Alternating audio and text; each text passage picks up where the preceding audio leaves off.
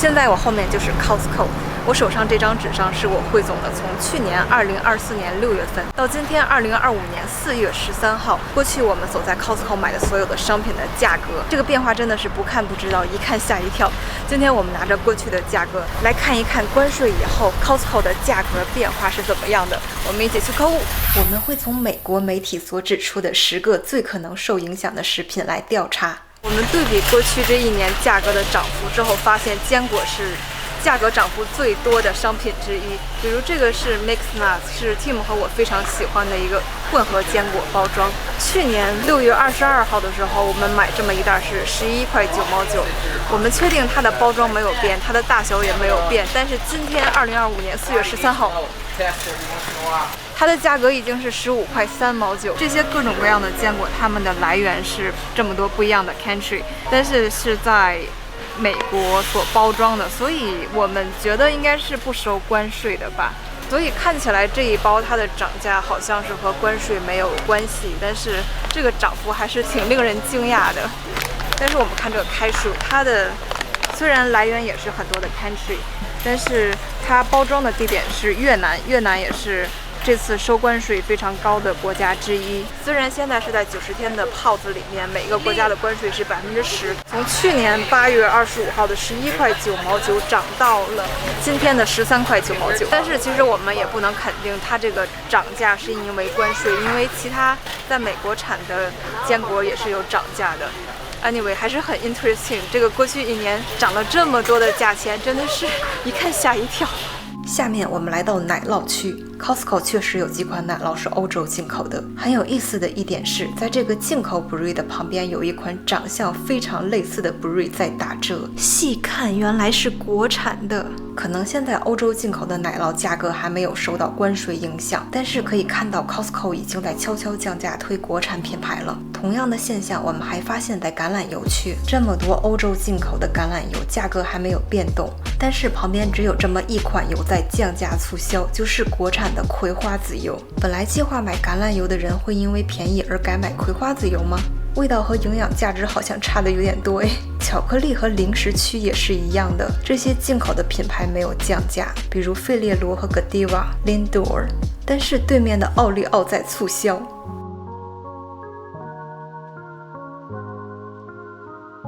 大米很多是来自于泰国、印度、日本。关税以后，价格目前还没有发现有什么变动，但是大米储存的时间比较长，所以超市应该已经有了不少存货，未来涨价的可能性会比较大。悄悄说一句，我比较推荐买这个藜麦，是米饭的健康低碳水替代品，蛋白质和纤维含量高一些，是美国生产的，所以未来涨价风险会小一点。这些琳琅满目的酒类也是涨价的高危商品，目前价格还没有看到明显变化，但是看这些产地，随便一瓶就是欧洲进口的，美国80%的咖啡是由 Latin American 进口的，所以未来涨价的风险也会比较大。现在我们来看一下储存时间比较短的蔬果生鲜区。 Costco 大部分的水果和蔬菜在过去1年里只有很小幅度的价格变动，但是有一个例外。接下来我们重点说一下牛油果，这个商品非常有意思，在过去1年里基本上每个月都有不一样的价钱，它的包装和大小基本上是没有变化，总是这么一袋6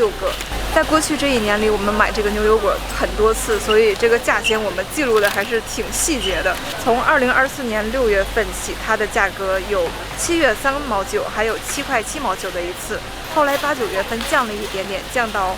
6块4毛9和6块2毛9。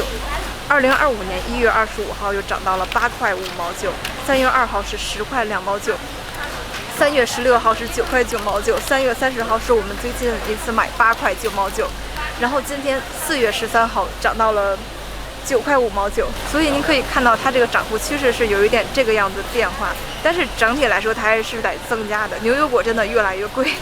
其他的蔬果价格变化并不大，比如菠菜从去年6月份的3块9毛9涨到今天的4块3毛9，这个 cocktail tomato 从8月份的4块8毛9涨到现在的5块2毛9。贝拉蘑菇的价格没有发生变化。我们常买的一些水果，比如蓝莓和草莓，经常会更换供货商，所以每次量也会有一些差异，可比较的空间就比较小。其实我们刚才挑了 avocado 好半天，这是我们能找到最好的，但是其实还是就是以我们的经验，我们感觉它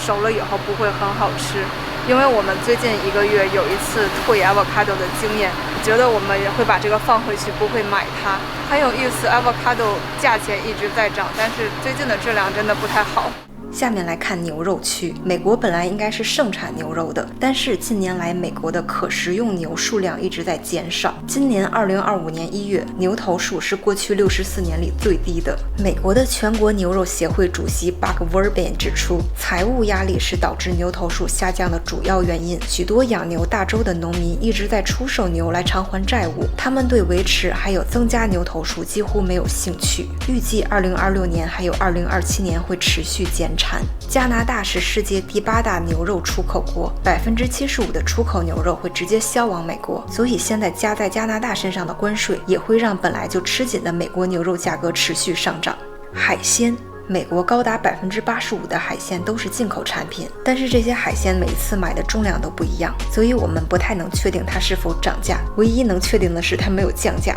所以如果屏幕前的您了解这个信息的话，非常欢迎留下评论还有弹幕。以上我们看到了过去1年有涨价以及未来很可能继续涨价的商品，但是有一小部分商品在过去的1年里我们没有发现价格变化，或者是变化非常小，比如这些国产的酸奶、黄油、蜂蜜。如果您在美国生活的话，可以考虑一下买这些东西。最后我们来看一下我们为接下来1周所吃的食物所买的价格是多少。其实这些真的不够吃1周，因为我们家里还有一些剩的蔬菜和鸡蛋，本来要买的牛油果也已经放回去了，牛奶和面包我们一般是从别的超市买，所以严格来说这一些吃的只够吃大概4、5天。最后价格总和是$100，您怎么看呢？也许过1个月、3个月、6个月以后，价格有更大的变化，我们可以做一些 follow up 的视频。记得订阅 Food with Flora， Flora 在美国吃什么，才不会错过以后的视频。我们下次再见，拜拜。